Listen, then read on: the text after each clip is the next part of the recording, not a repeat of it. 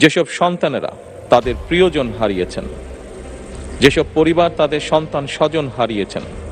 আপনিও আপনার পূর্ববর্তী বক্তার মতো দেখে দেখে পড়েছেন। সংসদে এটা অ্যালাউড না, ভবিষ্যতে না দেখে বলার অভ্যাস করেন। এটা সংসদের রেওয়াজ, যেটি আমাদের সকলেরই মান্য করা উচিত। সংসদে দেখে দেখে পড়া এলাউড না। অবশেষে প্রধানমন্ত্রী তারেক রহমানকে উদ্দেশ্য করে যা বললেন নবনির্বাচিত স্পিকার।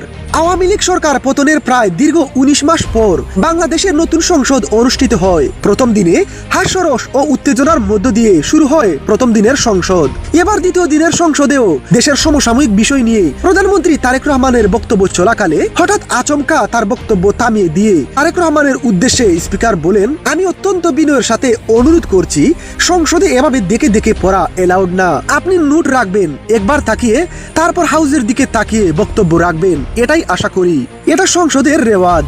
স্পিকারের এমন কথাবার্তায় নেটিজেনদের একটি বড় অংশ মনে করছেন সংসদে বিএনপির বেশিরভাগ এমপিরা দেখে দেখে না পড়লে বক্তব্য দিতে পারবে না।